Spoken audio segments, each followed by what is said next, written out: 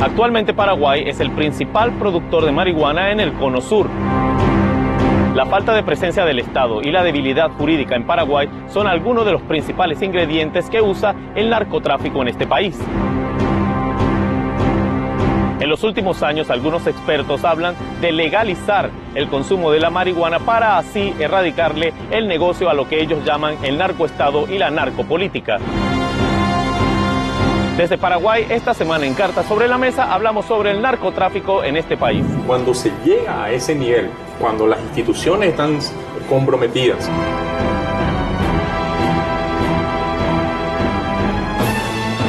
cuando hay fiscales honestos, cuando la Senat funciona bien, cuando la ciudadanía colabora, es allí donde se llega al punto. La droga que más chicos me está autoexpulsando de nuestros colegios sigue siendo la marihuana.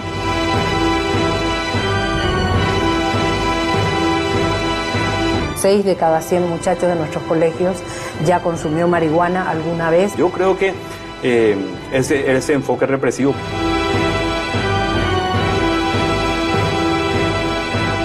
Si la violencia que esto trae aparejado, esto no va a tener una solución. Vamos a estar hablando de lo mismo de aquí a 50 años.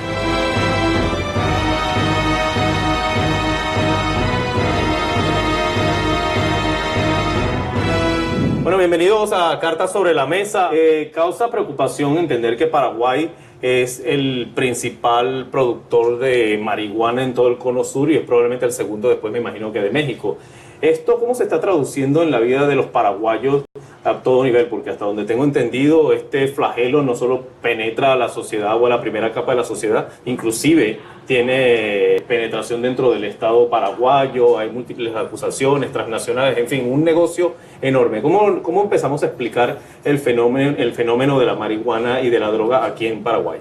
Desde la Secretaría Nacional Antidrogas, nosotros tenemos una política de trabajo que tiene que ver con la oferta y la demanda de esta sustancia. Por un lado, la oferta, todo el trabajo de los operativos rurales principalmente, con relación a la erradicación, y todo lo que implica la demanda de drogas, que es el tema de los consumos.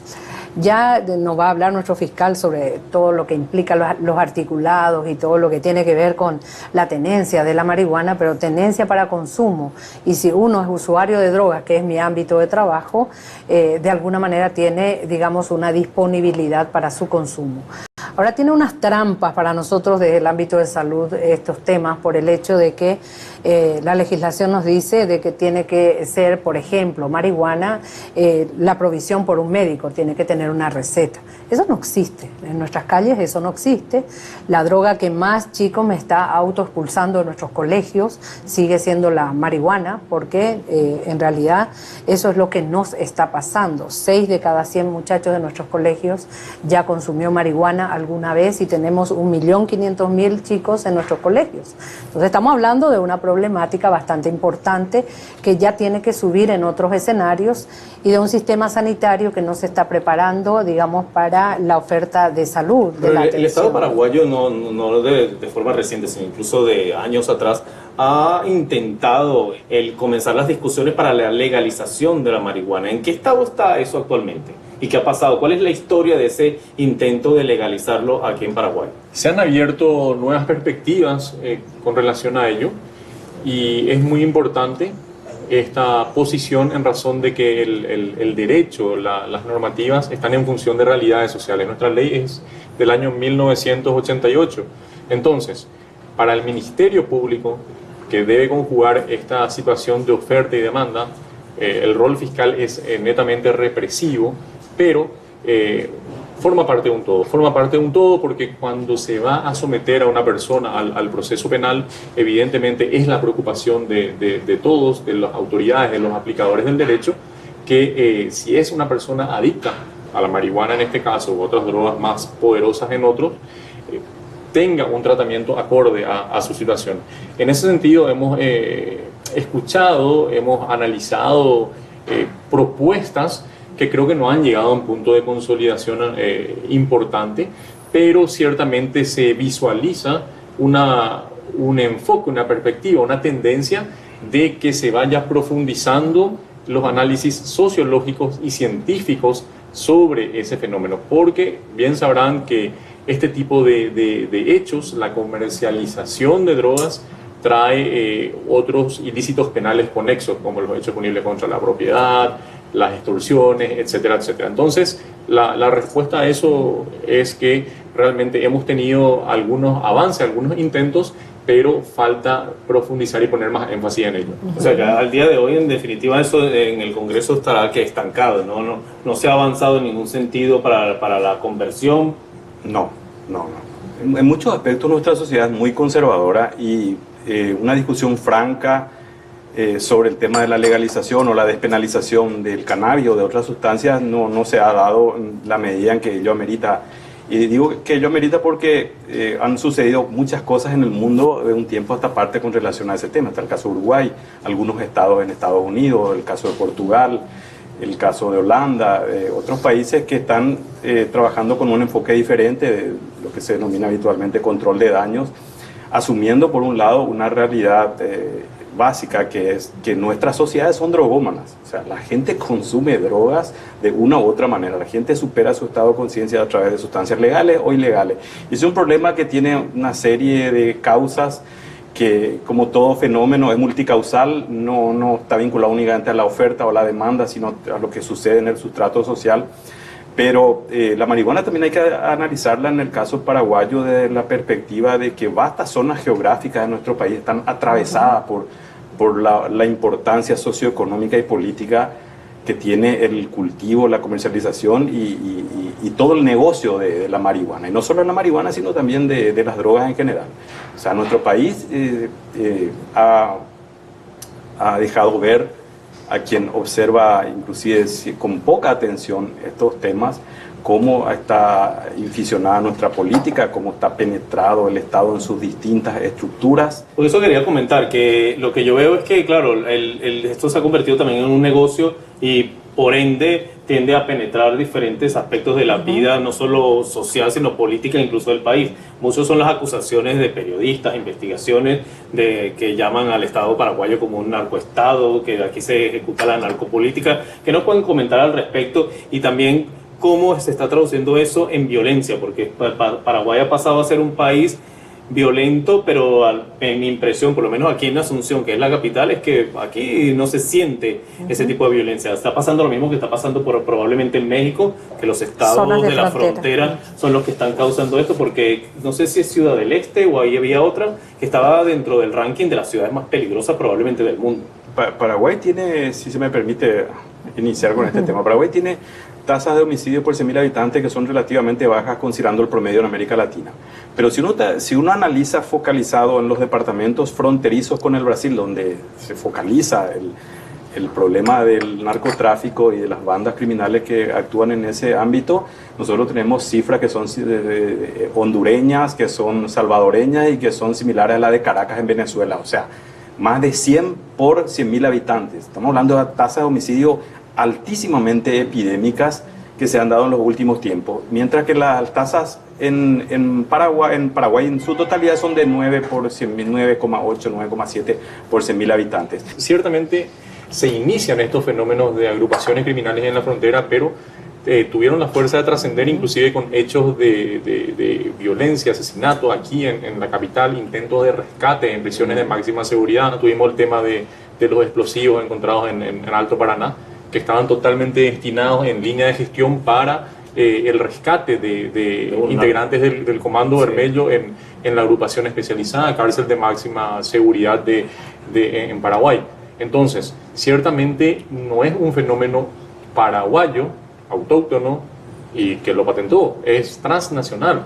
Y ahí confluyen varios factores, la inmensidad de un país como Brasil y también factores políticos. Y bien lo decías, el tema de la política, la narcopolítica. Evidentemente la política es gestión pública. Cuando los sistemas realmente no están firmes, evidentemente el narcotráfico se instala en cada uno de los estamentos. Y ciertamente para progresar estas organizaciones necesitan un campo de acción, un campo de impunidad, un campo de protección de propias autoridades que están por naturaleza llamadas a repeler este fenómeno. Me refiero a la policía, a agentes del Ministerio Público, de la Senat, etc.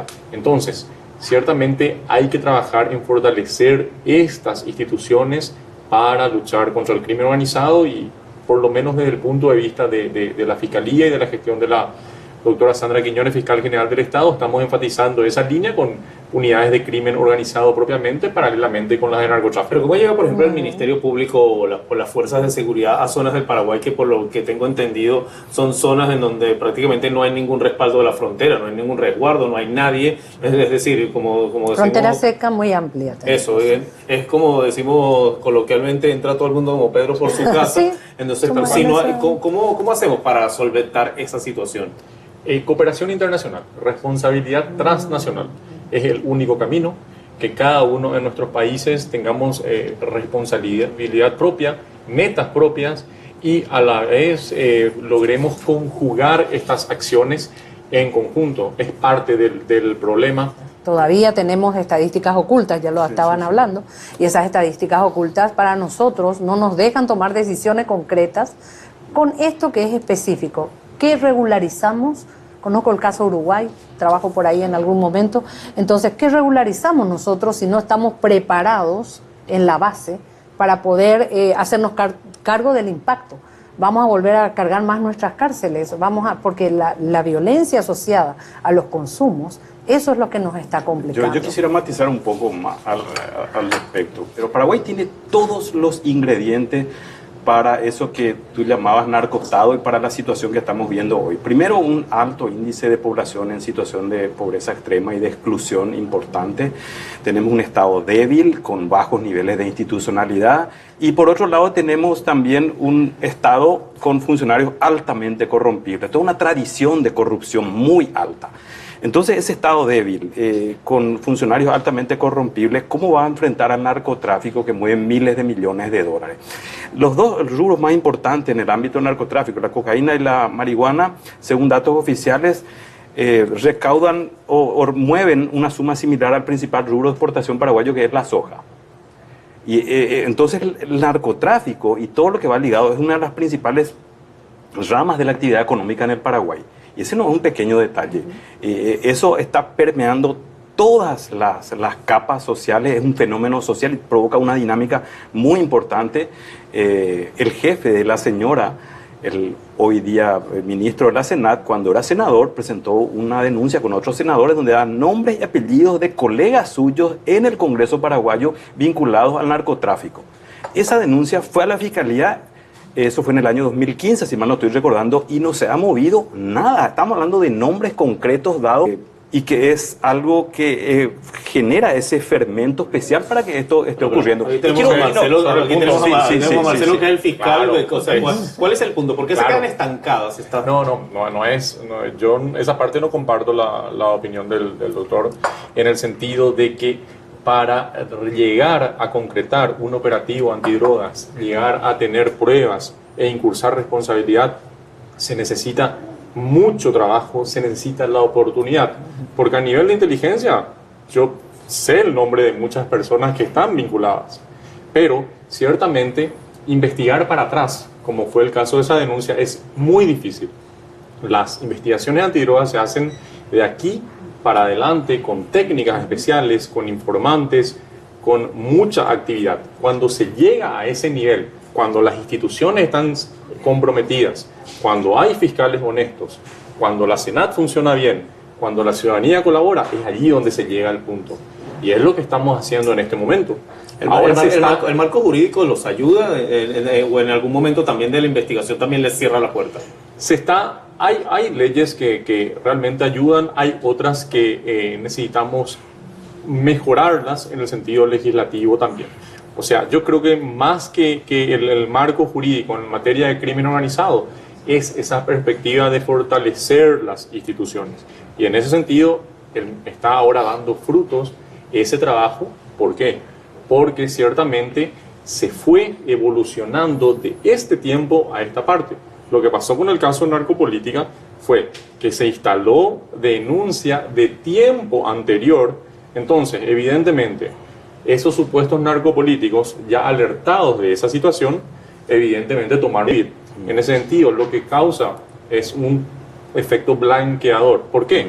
Porque si yo detengo a una persona por, a nivel de inteligencia, por narcopolítica, y no tengo los elementos como fiscal para sustentar el caso, evidentemente no la podré jugar y no será condenada. Esa es mi perspectiva. ¿Puedo matizar otra vez? Estamos lo miro, para el matiz. La garantía del debido proceso son algo básico en cualquier democracia. En ese sentido, uno no puede dejar de coincidir con el fiscal Pecci, porque eso debe ser así.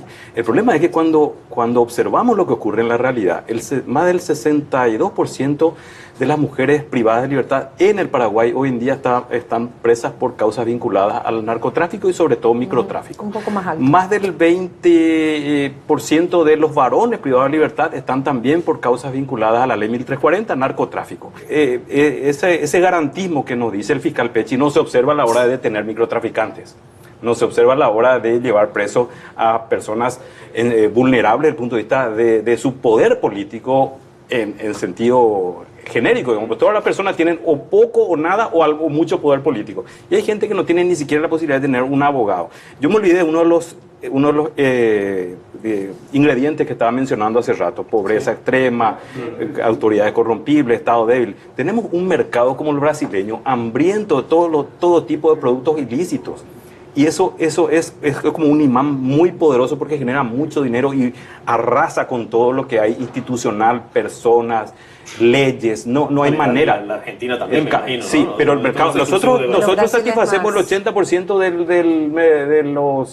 del consumo de marihuana brasileña. El 50% de los cigarrillos cigarrillos de contrabando que se consumen en Brasil son de una sola tabacalera paraguaya, perteneciente a la familia del expresidente hasta hace un par de meses, nuestro presidente, Horacio Cartes. Bueno, entonces, hasta donde yo tengo entendido, el presidente Cartes estuvo denunciado, sí, o no sé si eso fueron unos cables de Wikileaks. Si hablamos de contrabando de cigarrillos, estaba siendo investigado por la DEA de manera privada, precisamente por este tipo de conexiones con este tipo de organizaciones. Pero no quiero caerme mucho en eso, porque caeríamos en lo que decía el fiscal. Son trabajos de inteligencia, pero no hay pruebas. ¿Cómo hacemos?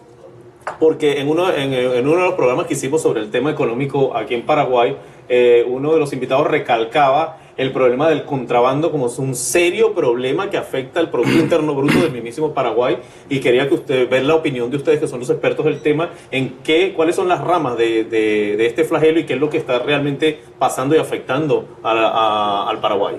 Bueno, en realidad cuando hablamos de economía subterránea, creo que tenemos a Paraguay metido en eso en todos los niveles. En todos los niveles, porque el tema del contrabando sí es un flagelo nuestro, y es un flagelo que ahora está asociado en nuestro ámbito, cuando me toca ya el trabajo de drogas, dentro de lo que sería el tema del consumo de drogas. Entonces tenemos ese mercado del contrabando, desde donde nosotros lo podemos mirar con la SENAR, tiene que ver con las incautaciones de drogas de niños pequeños, que el contrabando de droga. Y estamos hablando de un ilícito de niños, que hace poco estuvimos por la zona de Iguazú. Claro, el tema de niños que están siendo utilizados como mochilas para que cruce el puente, porque ahí se cruza el puente, digamos, caminando. Nos está entrando mucho drogas de síntesis. Paraguay no tenía hasta hace poco sustancias relacionadas a drogas de síntesis. En este momento tenemos problemas bastante importantes con metanfetamina principalmente y ácidos LSD que nos está entrando en zonas directamente sobre nuestra población más vulnerable. ¿Y quiénes son nuestras poblaciones más vulnerables? Nuestros niños y nuestros adolescentes. O sea, el costo que nos está teniendo esta problemática es bastante importante. Además, pero ya, ¿en algún momento se ha cruzado esto también con el Paraguay, o es un tema que no los está afectando para nada? Sin duda, Bolivia, Perú, Colombia son proveedores y esa droga ingresa en el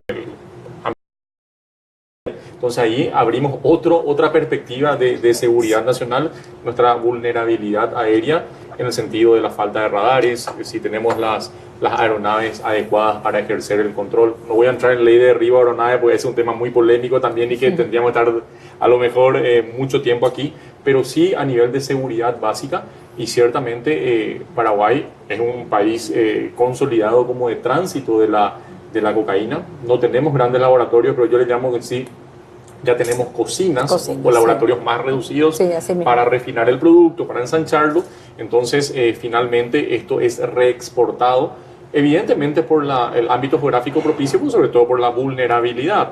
¿Por qué los aviones no pasan directamente desde Colombia por Brasil y eligen venir a Paraguay? Evidentemente por la vulnerabilidad de la carga de combustible. Creo que Graciela comentaba fuera de cámara que hasta hoy solo tienen un solo radar, ¿era? No tenemos radares móviles. Ese es un problema bastante Hemos grave. incautado 18 aviones en el año 2015. Varios de ellos, dos jueces hicieron lugar a la devolución de los mismos, realmente en resoluciones bastante infundadas.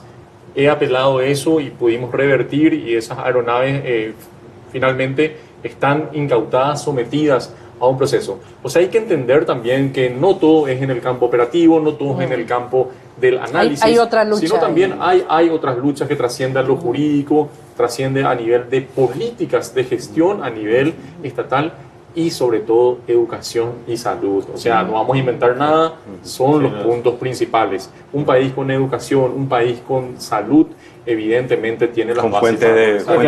Yo creo que el tema de la educación, el tema de la presencia del Estado es fundamental. Pero no quiero terminar el programa, porque ya estamos en la recta final, sin que me den su opinión a lo que en aquel momento, cuando el presidente Mujica era presidente de Uruguay, dijo alguna vez, decía, quítales el negocio y se acaba el problema del narcotráfico. ¿Ustedes qué opinión tienen eso al respecto?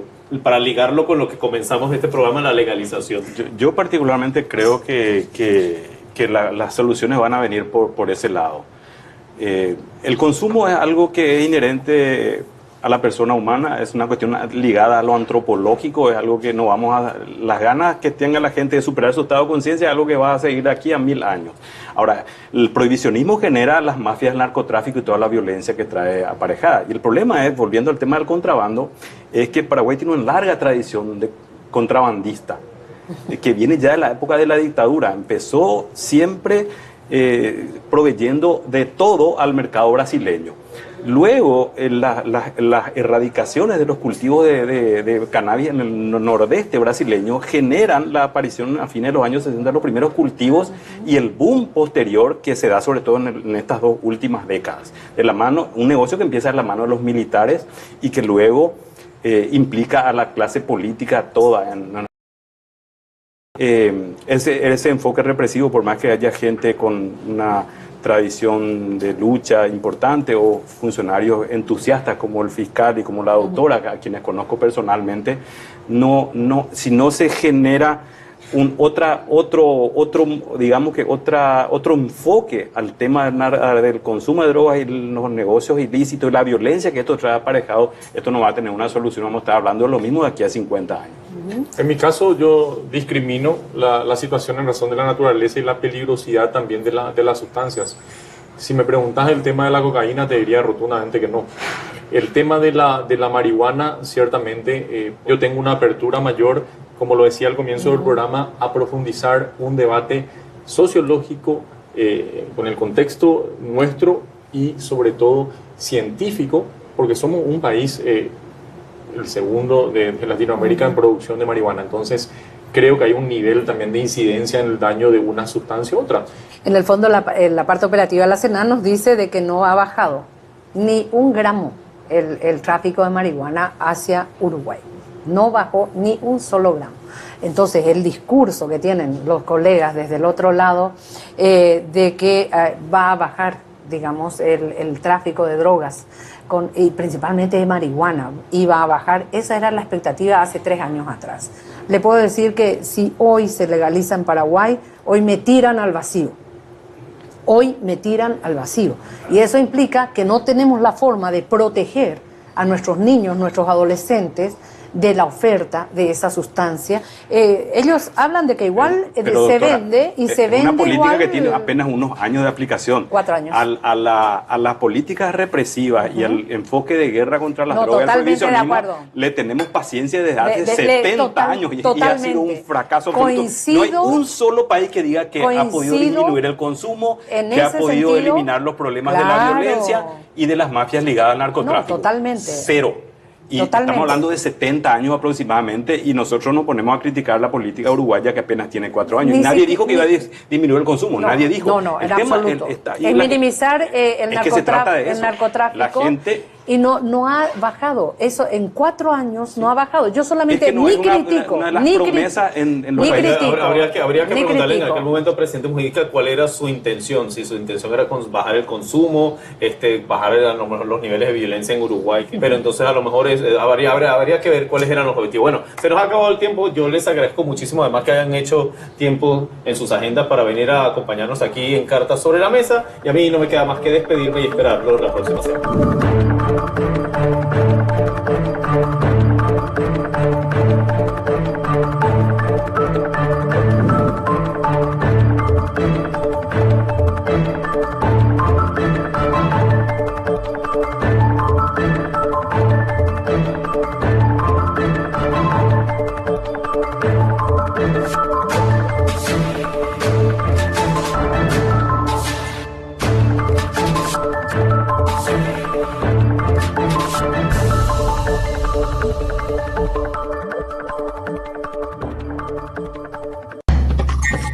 RT llega a millones de hogares en todo México.